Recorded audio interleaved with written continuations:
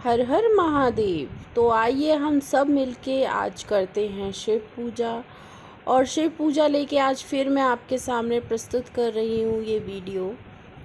तो आज हम बात करने जा रहे हैं कि शिव पूजा करते समय इंसान की जब पूजा ख़त्म होती है तो उसे कौन कौन सी लिंग मुद्राएं शिव जी प्रसन्न होते हैं। इससे पहले भी मैंने एक वीडियो में लिंग मुद्राओं के बारे में बात करी थी, बट मैंने बोला था कि मैं एक वीडियो फिर बनाऊंगी लिंग मुद्राओं पे। तो भगवान शिव को सबसे प्रिय जो उनकी मुद्रा होती है लिंग मुद्रा, शिवलिंग मुद्रा, शिव शक्ति मुद्रा, और ऐसी ही काफ़ी मुद्राएं उन्हें प्रसन्न करती हैं। आप जब पूरी पूजा आपकी कंप्लीट होती है और आप उनके आगे शिव जी के आगे वो मुद्राएं प्रस्तुत करके अपनी कोई भी मनोकामना है वो मांग सकते हैं। और अगर आपको नहीं समझ आ रही होंगी ये मुद्राएं कैसी होती हैं तो आप इनको गूगल में या यूट्यूब में सर्च करके देख सकते हैं। शिवलिंग, शिव शक्ति जो मुद्रा होती है वो माता पार्वती जी और भोलेनाथ को समर्पित होती है। जिस तरीके से शिव शक्ति एक दूसरे में समाहित हैं उस तरीके से आप शिव शक्ति की मुद्रा बना के आप भोले बाबा को प्रसन्न कर सकते हैं और उनसे अपनी मांग कर सकते हैं। शिव शक्ति मुद्राएं ज़्यादातर तब बनाई जाती हैं जैसे कि कोई वैवाहिक जोड़ा हो या कोई शादी के लिए उत्सुक हो और उसकी शादी ना हो रही हो, तो वो शिव शक्ति मुद्रा बना के शिव के आगे प्रस्तुत करके अपनी मनोकामना मांग सकते हैं।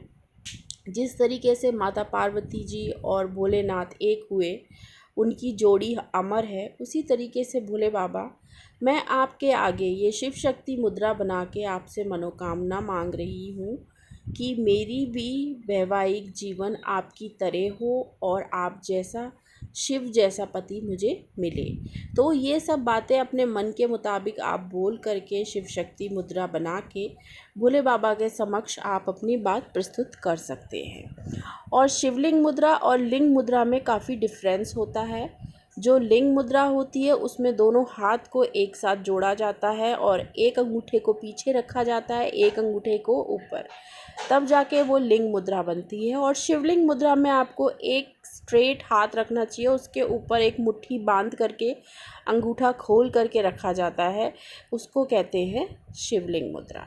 तो दोनों मुद्राएं काफ़ी डिफरेंट हैं और आजकल बाकी भी मुद्राएं बताई गई हैं जिनके बारे में मैं नेक्स्ट वीडियो में बताऊंगी आप सभी को। तो ये मुद्राओं के बारे में आज बात कही गई थी। और कई लोगों को ये नहीं पता होता है कि हम धतूरा और काले तिल शिव जी को क्यों समर्पित कर रहे हैं। काले तिल को तो एक तरीके से विष्णु भगवान का मैल माना गया है कि विष्णु भगवान के मैल से काला तिल बना है और उसको समर्पित किया जाता है शिव जी को अपनी बुराइयां यानी नेगेटिविटी, दोष, ये सब हटाने के लिए।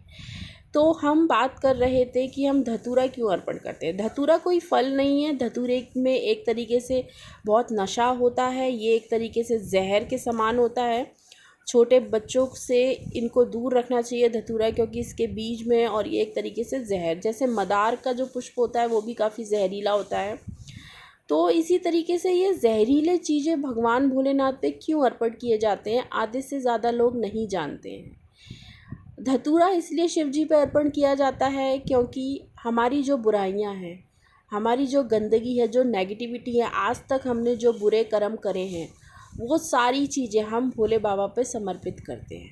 भोले बाबा वो सारी चीज़ हमसे ले लीजिए, क्योंकि जाने अनजाने में हमसे बहुत सी ऐसी गलतियां हो जाती हैं जो हमें नहीं पता रहता है और हम शिव जी से कैसे वो गलतियां अपनी उतारें। तो धतूरा हम जब भोले बाबा पे चढ़ाते हैं तो ये अवश्य बोलें कि हमारी जितनी भी नेगेटिविटी आज तक हमने जो भी पाप कर्म करे हैं पिछले जन्म में या इस जन्म में, वो सारे हमारे उतर जाए। ये धतूरा आपको हम समर्पित करते हैं, ठीक है। और काले तिल इसलिए समर्पित किए जाते हैं, वैसे तो सफ़ेद तिल भी पूजा में इस्तेमाल किए जाते हैं, लेकिन भोले बाबा को जल में मिला करके काले तिल समर्पित किए जाते हैं। कई लोग खाली काले तिल भी समर्पित करते हैं, लेकिन आप बस ध्यान रखें कि अगर आप खाली काले तिल ही भोले बाबा पे समर्पित कर रहे हैं तो उस काले तिल में थोड़ा सा एक बूंद जल का मिला लीजिए। कभी भी सूखी चीज़ भोले बाबा को अर्पित नहीं करनी चाहिए, जैसे सूखे चावल, सूखे, उनमें थोड़ा सा जल का मिश्रण मिला लीजिए, हो सके तो गंगा जल, फिर थोड़ा सा हल्का सा उसे गीला करके मिलाई के फिर भोले बाबा पे चढ़ाइए। जिस तरीके से आप कोई भी सूखा पदार्थ आप नहीं खा सकते, अगर इंसान भी अगर कोई सूखा पदार्थ खाता है उसके बाद उसे पानी की ज़रूरत पड़ती है पीने के लिए, इसी तरीके से भोले बाबा को जब भी हम कुछ चीज़ अर्पण करें जैसे सूखे पदार्थ, उसमें थोड़ा सा जल लगा के अवश्य उन पे अर्पित करें। तो हम बात कर रहे थे काले तिल की।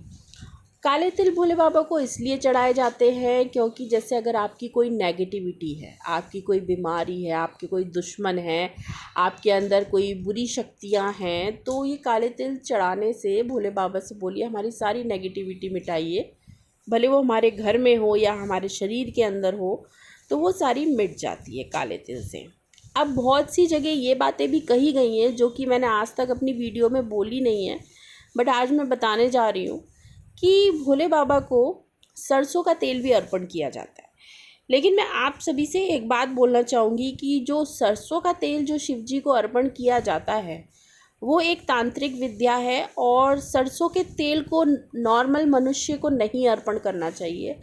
सरसों का तेल तब अर्पण किया जाता है जब आप अपने कोई दुश्मन से जीत प्राप्त करना चाहते हैं या कुछ। नॉर्मल सात्विक पूजा में सरसों के तेल का वर्णन कहीं नहीं किया गया है।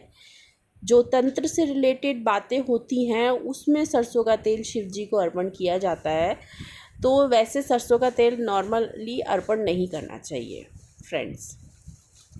अब हम बात करते हैं शिव जी पे और क्या क्या चीज़ें अर्पण की जाती हैं। जैसे कि कई लोगों का मानना होता है कि बेलपत्र जब हम शिव जी पे अर्पण करते हैं तो उस पर थोड़ा सा शहद लगा लीजिए और थोड़ा सा चंदन या फिर आप थोड़े से अक्षत रख के।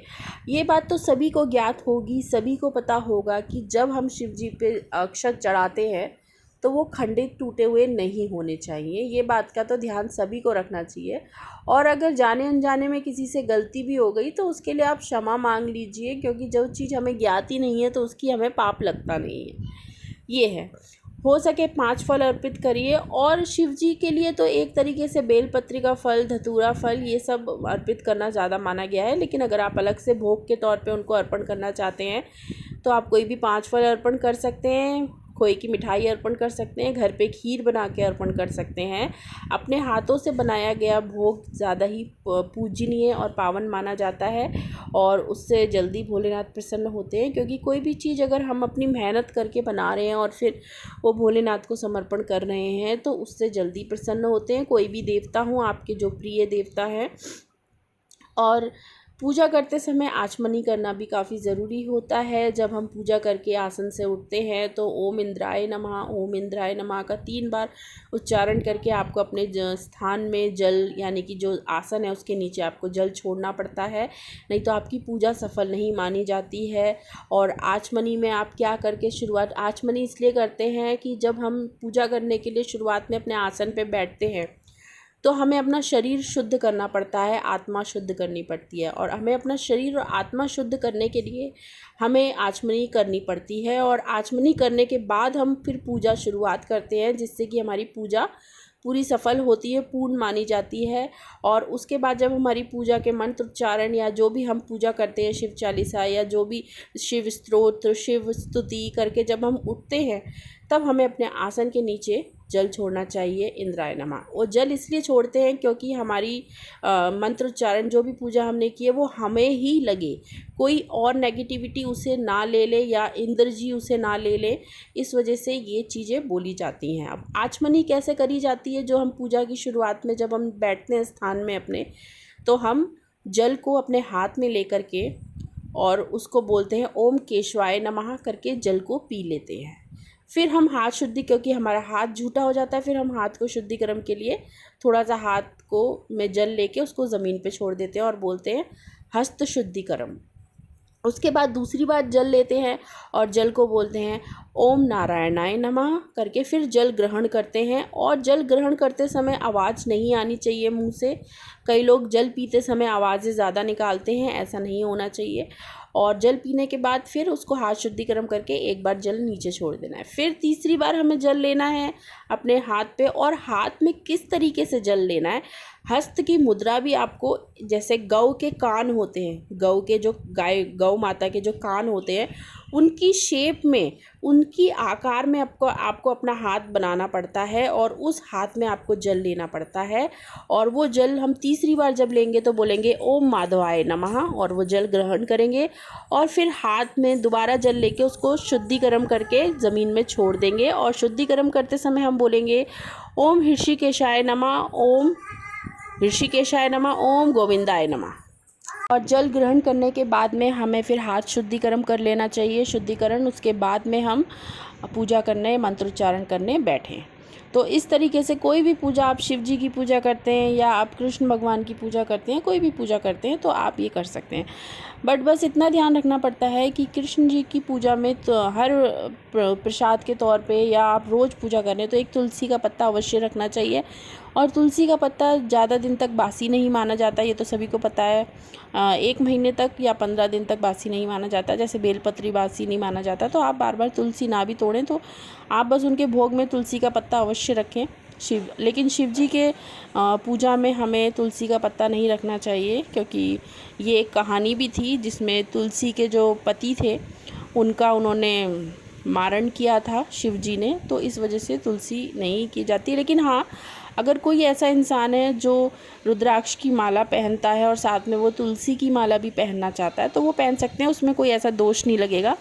वैसे भी आपने देखा होगा कि शिव जी की पूजा में शिव जी बोलते हैं कि आप राम नाम जप करिए। राम के मन में शिव जी हैं, तो दोनों एक दूसरे के पूर्ण हैं और वो दोनों एक दूसरे का नाम लेने को बोलते हैं। तो ऐसा कुछ नहीं है। आप अगर रुद्राक्ष की, बस इतना ध्यान रखना है कि अगर आप कोई रुद्राक्ष की माला पहनते हैं तो उसके लिए सात्विक होना बहुत ज़्यादा ज़रूरी है। प्याज, लहसुन, मांस, मदिरा ये सब सेवन ना करें। और आप जब शौचालय जाते हैं तो ये सब चीज़ें उतार के जाएं, क्योंकि अशुद्धि होने की चांसेस है। और महिलाएं को जब मासिक धर्म होता है तब उस वक्त ये ना पहने रुद्राक्ष की माला। तो ये छोटी छोटी सी बात है। जैसे आपके घर में कोई अगर बच्चा पैदा हुआ है किसी का, और या फिर किसी की मृत्यु हुई है, इस समय आपको माला जो होती है रुद्राक्ष की वो उतार के आपको मंदिर में रख देनी चाहिए और उसको स्पर्श नहीं करना चाहिए।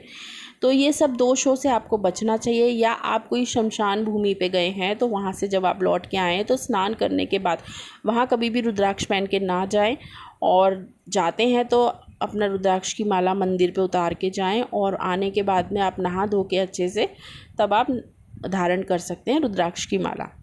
और सोते समय इंसान अशुद्ध हो जाता है अपने बिस्तर पे या जो भी, तो सोते समय भी हमें रुद्राक्ष की माला अपने मंदिर में उतार के रख देनी चाहिए।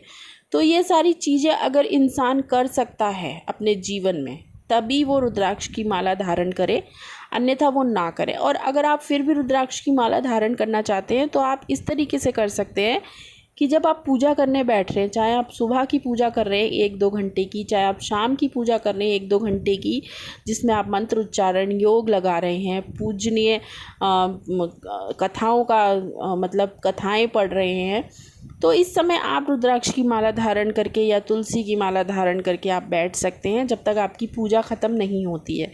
जैसे ही आपकी पूजा ख़त्म होती है, आरती होती है, उसके बाद आप रुद्राक्ष की माला उतार के मंदिर में रख दीजिए। इससे कोई दोष नहीं लगेगा और आपकी वो माला जो होगी उसमें शक्ति भी बन जाएगी एक तरीके से। लेकिन आप जब कोई भी माला लेके आते हैं रुद्राक्ष की, तो आपको पहले उसे पवित्र करना पड़ता है, पंचोपचार से स्नान करिए। अगर आपको उसे किस तरीके से पूजनीय बनाना है, उसमें मंत्रोच्चारण से उसमें शक्ति भरनी है रुद्राक्ष की माला में, तो अगर आप नहीं कर सकते तो आप किसी भी पंडित के पास जाके मंदिर में आप ये सब कार्य करवा सकते हैं। वैसे अगर आप चाहें तो ये घर पे भी कर सकते हैं। पंचोपचार से उसको स्नान कराइए, मंत्रोच्चारण का जाप करिए उनके आगे, लास्ट में थोड़ा सा सरसों के तेल से उनको पूरा ऊपर से लगा दीजिए रुद्राक्ष को, और उसके बाद वो शुद्ध हो जाती है रुद्राक्ष, और फिर आप धारण कर सकते हैं। और वो काफ़ी दिन तक उसको कोई वो भी नहीं होगा। सरसों का तेल इसलिए लगाया जाता है रुद्राक्ष में लास्ट में, क्योंकि उससे थोड़ी सी चमक भी आ जाती है। और भविष्य में रुद्राक्ष में कई बार ऐसा होता है, रुद्राक्ष में कीड़े भी लग जाते हैं, तो आपकी रुद्राक्ष में कीड़े नहीं लगेंगे, क्योंकि रखे कई बार आपको दुकानों में गलत रुद्राक्ष की माला दे दी जाती है, उसमें वो ख़राब रुद्राक्ष होते हैं, उसमें ऑलरेडी पहले से ही कीड़े लगे होते हैं, खोखली होती है वो। तो आपको देख के लेना चाहिए कभी भी आप रुद्राक्ष की माला लेते हैं। और ज़्यादातर पूजनीय रुद्राक्ष की माला छोटी वाली मानी जाती है, जो बहुत ही बारीक होती हैं, उनको ज़्यादा शक्तिशाली माना जाता है। अगर आपको अपने गले में धारण करने के लिए, अपने हाथों में धारण करने के लिए लेना है तो छोटी वाली रुद्राक्ष की माला लीजिए। या अगर आप आपके घर में शिवलिंग है, शिवलिंग में आप अर्पित करते हैं रुद्राक्ष को, तो छोटी वाली माला, क्योंकि वो ज़्यादा पावरफुल, शक्तिशाली मानी जाती है छोटी वाली रुद्राक्ष। जब वो छोटे छोटे बीज बन रहे होते हैं रुद्राक्ष के, वो गिर जाते हैं, तब वो माला बनाई जाती है। तो छोटी वाली रुद्राक्ष को ज़्यादा पावरफुल माना जाता है, और वो ज़्यादा मार्केट में महंगी भी आती है, 1000-1200 इस तरीके की। और नॉर्मल साइज़ जो आप रुद्राक्ष की माला परचेज़ करते हैं वो आपको 400-500 की पड़ जाएगी। तो ये है, रुद्राक्ष में भी काफ़ी वैरायटी है। रुद्राक्ष में भी एक मुखी रुद्राक्ष की बहुत ज़्यादा वैल्यू है। और मुझे आजकल इंडोनेशिया के एक मुखी रुद्राक्ष मिल रहे हैं, लेकिन रुद्राक्ष का जो एक मुखी रुद्राक्ष है वो असली आज तक एक ही बना है वो रुद्राक्ष। और वो रुद्राक्ष नेपाल के पशुपतिनाथ मंदिर में ही स्थित है, एक मुखी रुद्राक्ष। आज तक कोई एक मुखी रुद्राक्ष बना ही नहीं है। मार्केट में जो एक मुखी रुद्राक्ष मिल रहे हैं वो सारे नकली हैं, नकली बनाए गए, कोई इंडोनेशिया के कुछ हैं। तो एक मुखी रुद्राक्ष मिलना बहुत ही ज़्यादा असंभव है, वो नहीं मिलता है। बाकी हाँ, 2 मुखी गौरी शंकर रुद्राक्ष ये आप ले सकते हैं, 5 मुखी ले सकते हैं, और पूरे 14 मुखी तक, 15 मुखी तक ये रुद्राक्ष होते हैं। और सब रुद्राक्ष की अपनी अपनी महत्वता है कि कुछ रुद्राक्ष बच्चों की पढ़ाई में मन नहीं लग रहा तो उनको ये पहनाइए, किसी का बेबी बॉर्न नहीं हो रहा, किसी को कंसीव नहीं हो रहा तो उनको ये पहनाइए, किसी का वैवाहिक जीवन ख़राब चल रहा है तो आप उनको गौरी शंकर रुद्राक्ष पहनाइए। तो सब रुद्राक्ष की अपनी अपनी महत्वता है, उस हिसाब से धारण करना चाहिए। लेकिन धारण करना आसान है और उसको पवित्र रखना मुश्किल है। तो धारण तभी करिए जब आप पवित्र रख सकते हैं रुद्राक्ष को। तो एक ये रुद्राक्ष की बहुत बड़ी महत्वता है। बाकी एक बार मैंने बहुत पहले वीडियो बनाई थी, उसमें मैंने ये बातें बताई थी कि हम जब शिव जी की पूजा करते हैं तो हमें उसमें कैसे बर्तनों का इस्तेमाल करना चाहिए। देखिए, मैं ये तो नहीं बोलूँगी कि शिव जी के बर्तन जो भी आप इस्तेमाल करते हैं पूजा में, तो शिव जी की पूजा में आप सिर्फ स्टील के बर्तन का इस्तेमाल करिए या पीतल के, मैं ऐसा नहीं बोलूँगी। मैं अभी सिर्फ इतनी सी बात बोलूँगी, क्योंकि यहाँ पे इतने सारे श्रद्धालु हैं, हर किसी की बस की नहीं है पीतल के बर्तन, तांबे के, चांदी के, सोने के बर्तन ख़रीद पाना। तो मैं सिर्फ इतना बोलूँगी कि आपकी भाव सच्चे होने चाहिए और आपकी बस की जितना है आप उसमें पूजा करिए। लेकिन बस इतना ध्यान रखिए कि शिव जी की पूजा में या कोई भी भगवान की पूजा में साफ़ सुथरा होना बहुत आवश्यक है। ऐसा ना हो कि बर्तन झूठे हों, आपके बच्चों के द्वारा, आपके परिवार के द्वारा झूठे बर्तनों का इस्तेमाल ना करिए। क्योंकि हम कोई इतने भी गरीब नहीं है कि हम भगवान के लिए एक छोटी सी स्टील के थाली, कटोरे ये सब ना ले पाएँ उनके भोग या उनकी पूजा के लिए, और उनको साफ़ सुथरा ना रखें। ऐसा तो हो नहीं सकता है। आपको इतना तो करना ही पड़ेगा कि पूजा में साफ़ सुथरेपन का इस्तेमाल करें ज़्यादा, और झूठे बर्तनों का इस्तेमाल ना करें शिव की पूजा में।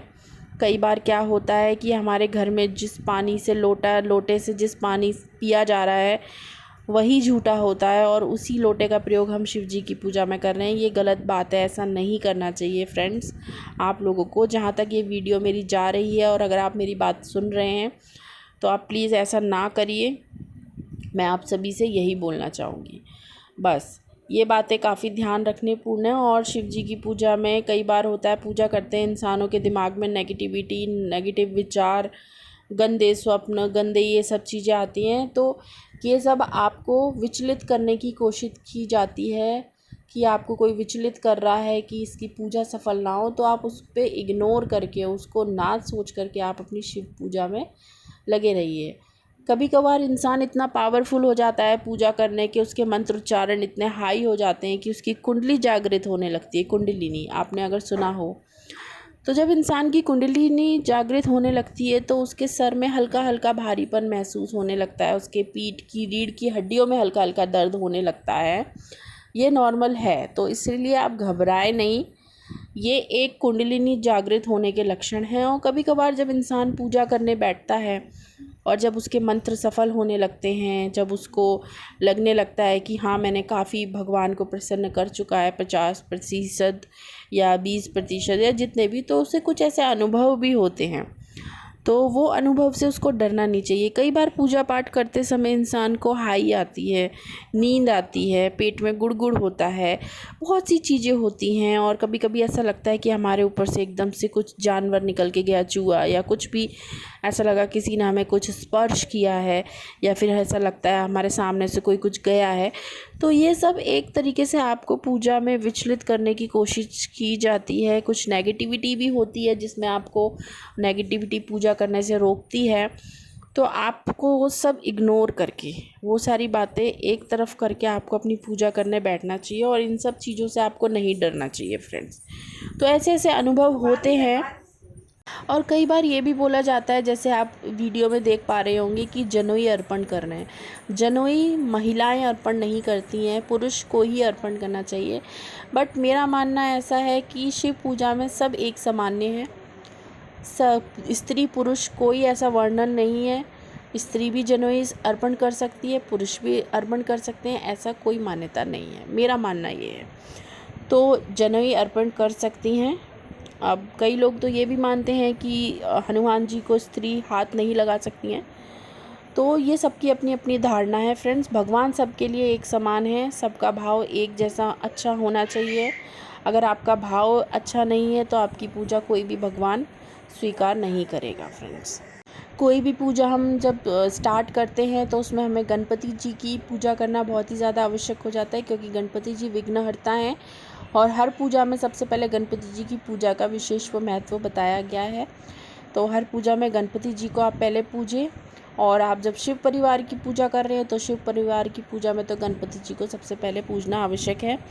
और गणपति जी की पूजा में दूर्वा रखना भी बहुत ज़्यादा आवश्यक है, क्योंकि अगर आप दूर्वा नहीं रखते हैं तो पूजा अधूरी मानी जाती है। और पूजा पाठ में तो दूर्वा का बहुत ही ज़्यादा महत्व बताया गया है। तो दूर्वा आप अवश्य रखें। और दूर्वा आप अपने गार्डन में भी, आपके घर में गमलों में भी आप उगा सकते हैं। दूर्वा को उगाना कोई इतना ज़्यादा मुश्किल नहीं है। दूर्वा आराम से कभी कभार आपके गार्डन में अपने आप उग जाती है दूर्वा, उसे उगाने की ज़रूरत भी नहीं पड़ती है। तो इस तरीके से हम शिव जी की पूजा कर सकते हैं। धतूरे के पुष्प जो होते हैं वो सिर्फ शिव जी को चढ़ाए जाते हैं। चमेली के सफ़ेद पुष्प और शमी के पुष्प, ये सारी चीज़ें शिव जी को अर्पण करने से काफ़ी ज़्यादा शिव जी प्रसन्न होते हैं, जो कि मैं अपनी प्रीवियस वीडियो में पहले ही आप सभी को बता चुकी हूँ। तो इस तरीके से हम पूजा करते हैं। और आप श्रृंगी का भी प्रयोग कर सकते हैं। अगर आपके पास कोई बड़ा पात्र है, उसमें जल रखने की व्यवस्था है, तो आप श्रृंगी से शिव जी को रुद्राभिषेक करिए, उससे बहुत प्रसन्न होते हैं शिव जी। साथ में आप अपने एक छोटी सी बाल्टी या बड़ी सी बाल्टी रख के बैठिए, जिससे भी आप शिव जी का अभिषेक कर रहे हैं। कई लोग फलों के जल से अभिषेक करते हैं, गन्ने के रस से करते हैं, और ये जो होता है और फलों के रस होते हैं जिसको मौसमी का रस कहा जाता है, इससे करते हैं अभिषेक। और दूध से अभिषेक होता है, सरसों के तेल से अभिषेक होता है, देसी घी से अभिषेक होता है। तो ये आपके ऊपर डिपेंड करता है आप किससे अभिषेक। ज़्यादातर लोग दूध से अभिषेक करना, दूध में थोड़ा सा गंगा जल मिला लेते हैं वो, तो उससे अभिषेक करते हैं। और फिर मंत्र उच्चारण होते हैं, चाहे तो आप महामृत्युंजय मंत्र का उच्चारण कर सकते हैं, ओम नमः शिवाय मंत्र का उच्चारण कर सकते हैं। तो अपने क्षमता अनुसार 108, लेकिन जो भी आप मंत्र का उच्चारण करने के साथ साथ आप श्रृंगी से भोले बाबा का अभिषेक कर रहे हैं, तो आप बस एक बात ध्यान रखें, 108 यानी एक माला तो आपको अवश्य करनी है, 108 बार जप करना है, इतना तो आवश्यक है। बाकी 1.25 लाख तो हर किसी की बस की नहीं है कर पाना, 11,000 में भी बहुत टाइम लगता है। तो आप कम से कम 108 यानी कि एक माला तो अवश्य आप जप करिए जब आप अभिषेक कर रहे हैं। तो एक जना मंत्रोच्चारण आप खुद ही मंत्रोच्चारण कर सकते हैं। और 108 मंत्रोच्चारण का या मोबाइल में आप खोल लीजिए, मोबाइल में मंत्रोच्चारण होते रहते हैं, साथ के साथ आप भी बोलिए। और 108 होने के बाद आप जो अभिषेक कर रहे हैं उसको फिर आप ख़त्म कर सकते हैं। तो इस तरीके से हम शिव जी की पूजा करके शिव जी को प्रसन्न कर सकते हैं श्रृंगी से। क्योंकि श्रृंगी जब हम हाथों से पकड़ते हैं जब शिव अभिषेक करने के लिए, तो श्रृंगी को दोनों हाथों से पकड़ना चाहिए। श्रृंगी को भी पकड़ने का एक तरीका होता है जिसमें हम सिर्फ 2 उंगलियों का प्रयोग करते हैं, जो कि एक मध्यमा उंगली होती है और एक रिंग फिंगर होती है। उसमें हम अंगूठे को नहीं शामिल करते हैं, ना हम इंडेक्स फिंगर को ना लिटिल फिंगर को शामिल करते हैं, और सिर्फ 2 उंगलियों को और इस तरीके से पकड़ के, और दूसरे हाथ का भी स्पर्श होना चाहिए। दोनों हाथों का स्पर्श होने के बाद श्रृंगी का पूर्ण फल माना जाता है। श्रृंगी से अगर आप शिव जी को अभिषेक कर रहे हैं तो पहले आप यूट्यूब में, गूगल में या अपने किसी गुरु के माध्यम से आप जान लीजिए कि श्रृंगी को पकड़ते कैसे हैं। जिस इंसान को श्रृंगी पकड़ना ही नहीं आ रहा है, फिर उसकी फालतू में क्या उसकी पूजा पूर्ण नहीं मानी जाए, गलत हो जाए, तो इससे पहले आप पूरी जानकारी ले लीजिए, तब जा कर के आप अपनी पूजा शुरू करें। किस तरीके से श्रृंगी को पकड़ते हैं और किस तरीके से पूर्ण पूजा स्वीकार होती है। तो ये था कुछ इस तरीके से वीडियो फ्रेंड्स, जो आपके समक्ष में शिव जी की पूजा में छोटी छोटी सी बातें होती हैं जो ध्यान रखने योग्य होती हैं। बट मैं इतना तो नहीं बोलूँगी कि इंसान को इतना भी डर डर के पूजा नहीं करनी चाहिए कि कहीं मुझसे ये गलती तो नहीं हो गई कहीं, तो क्योंकि ऐसे तो इंसान पूजा नहीं कर पाएगा। बट क्या होता है ना फ्रेंड्स, जब हम वीडियो देखते रहते हैं, देखते देखते वीडियोस, हमें चीज़ें अपने आप आने लग जाती हैं। क्योंकि कभी भी कोई भी इंसान एक बार में वो पूजा का पूरी फुल वीडियो देख ले और वो सोचे कि हाँ भाई मेरे को तो सब समझ में आ गया, ऐसा नहीं हो सकता है। जैसे जैसे हम पूजा की वीडियोस देखते रहते हैं यूट्यूब में, अपने गुरु से सीखते रहते हैं, तो चीज़ें सीखने में हमें समय लगता है और फिर एक समय आता है कि हम सारी चीज़ें सीख जाते हैं। लेकिन पूजा भी बहुत ज़्यादा, तभी हमें बोला जाता है कि पूजा में भी हर चीज़ सीखना असंभव है। मृत्यु तक भी प्राप्त हो जाते हैं तब भी इंसान पूरी तरीके से पूर्ण रूप से पूजा नहीं सीख। तभी हम लोग पूजा करने के बाद में लास्ट में क्षमा याचना क्यों मांगते हैं? क्योंकि हमारे पुराणों में जितने भी मंत्र हैं वो सब संस्कृत में दिए गए हैं, और मंत्र बोलते समय हमसे बहुत गलतियाँ होती हैं, क्योंकि हर किसी इंसान को संस्कृत में मंत्र बोलना या पूजा पाठ में बहुत सी उसकी त्रुटियाँ गलतियाँ हो जाती हैं।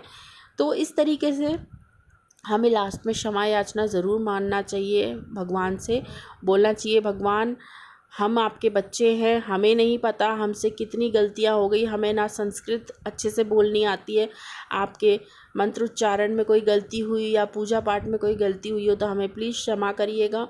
ये सारी बातें आप क्षमा याचना मांगिए पूजा के बाद, और फिर आपकी पूजा पूर्ण स्वीकार हो जाती है। इतना पूजा में डरने की आवश्यकता नहीं है कि हमसे कहीं ये गलती ना हो जाए। ये आप अपने मन के हिसाब से, स्वाभाविक भाव आपके एकदम सच्चे होने चाहिए, और फिर आप पूजा करिए और फिर देखिए आपकी पूजा क्यों नहीं स्वीकार होगी। तो ये मैंने एक वीडियो बनाई थी पूजा पाठ से रिलेटेड। आई होप फ्रेंड्स आप सभी को अच्छी लगी होगी ये वीडियो, और अच्छी लगी हो तो आप भी अपना अनुभव शेयर करें कमेंट्स में, और आप किस तरीके से पूजा करते हैं, आपकी पूजा में क्या क्या अनुभव हुए हैं आपको, ये सारी बातें आप इस कमेंट्स में वीडियो के नीचे शेयर कर सकते हैं। और आई होप आपको मेरी पूजा पाठ की वीडियो अच्छी लगती होगी। अगर आपको मेरी पूजा पाठ की वीडियो अच्छी लगती है फ्रेंड्स, तो आप लाइक एंड सब्सक्राइब करिए, और अगर आपको नहीं अच्छी लगती है तो आप वीडियो को स्किप कर सकते हैं। तब तक के लिए धन्यवाद। हर हर महादेव।